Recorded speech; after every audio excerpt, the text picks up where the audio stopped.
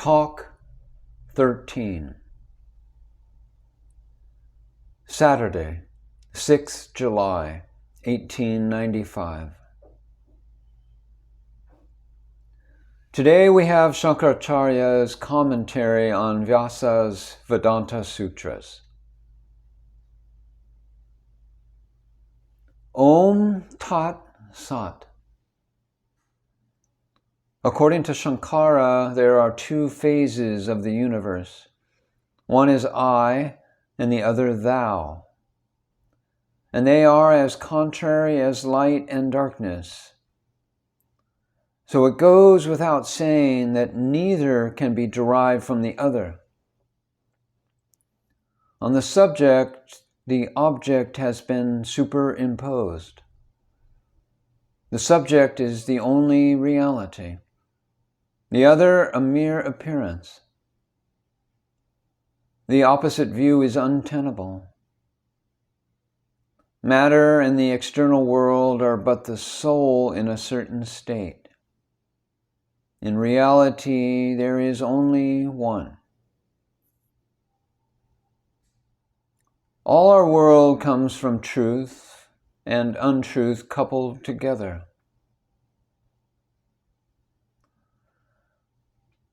Samsara, or life as bondage, is the result of the contradictory forces acting upon us, like the diagonal motion of a ball in a parallelogram of forces. The world is God and is real, but that is not the world we see. Just as we see silver in mother of pearl, where it is not. This is what is known as adhyasa, or superimposition. That is, a relative existence dependent upon a real one, as when we recall a scene we have seen. For the time it exists for us, but that existence is not real. Or some say it is as when we imagine heat in water, which does not belong to it.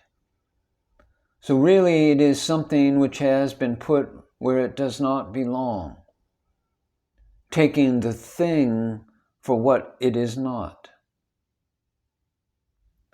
We see reality, but distorted by the medium through which we can see it.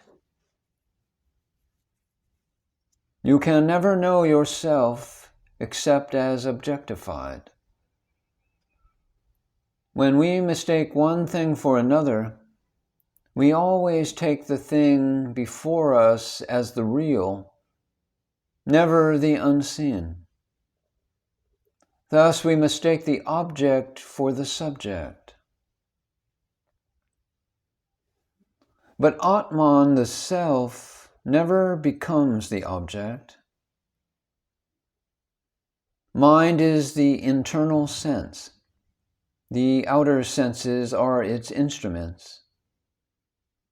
In the subject is a trifle of the objectifying power that enables him to know I am.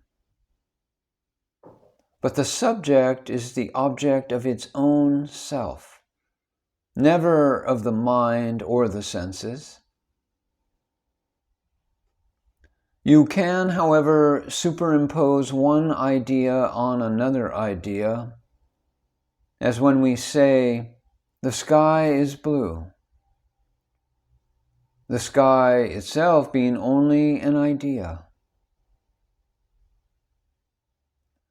Science and the lack of knowledge there are, but the self is never affected by any ignorance.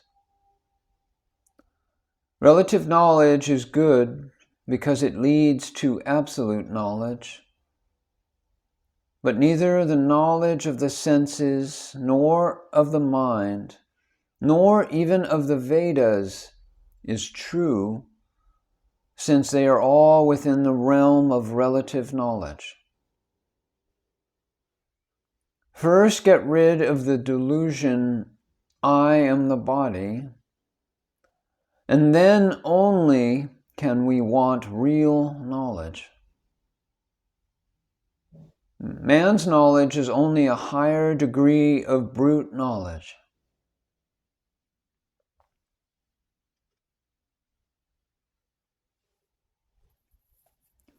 One part of the Vedas deals with karma, form and ceremonies. The other part deals with knowledge of Brahman and discusses religion.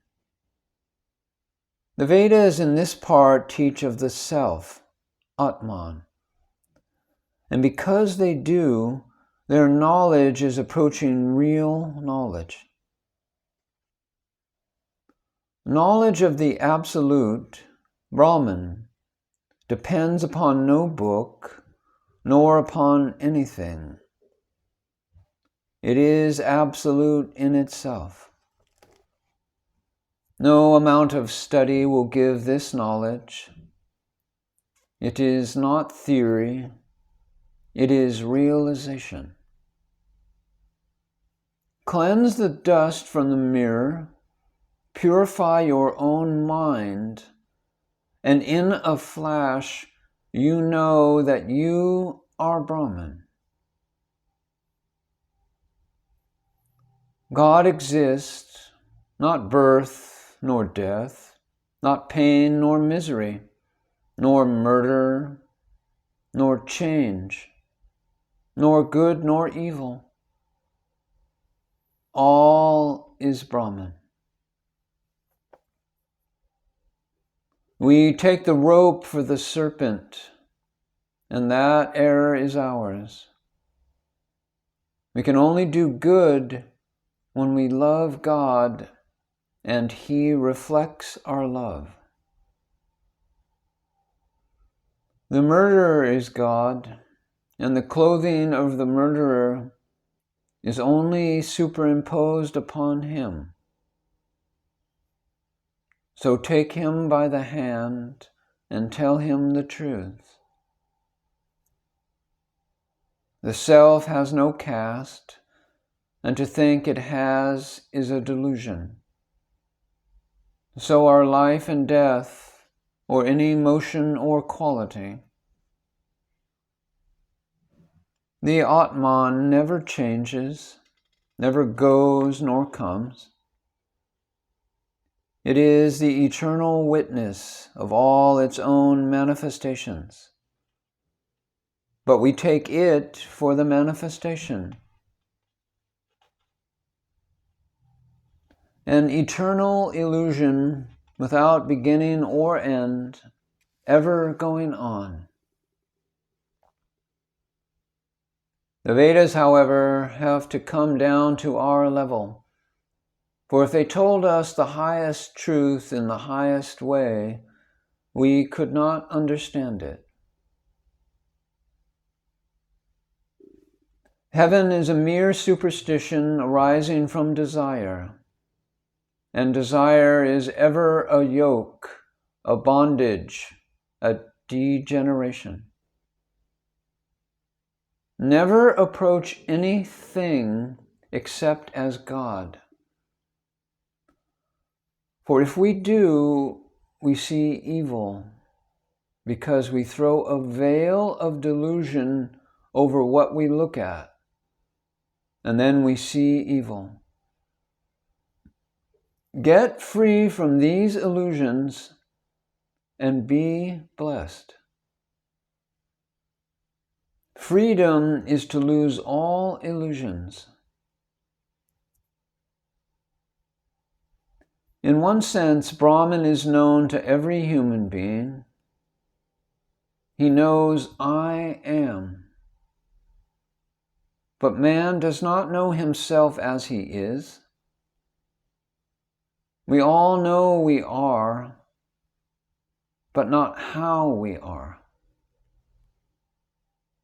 All lower explanations are partial truths,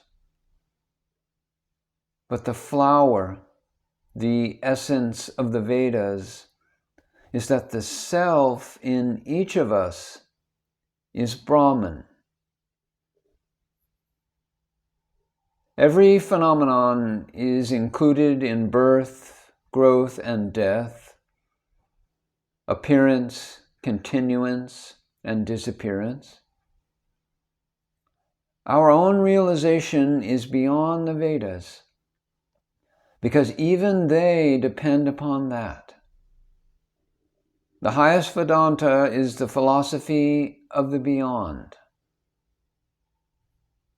To say that creation has any beginning is to lay the axe at the root of all philosophy. Maya is the energy of the universe, potential and kinetic. Until the Divine Mother releases us, we cannot get free. The universe is ours to enjoy, but want nothing. To want is weakness. Want, desire, makes us beggars. And we are sons of the King, not beggars.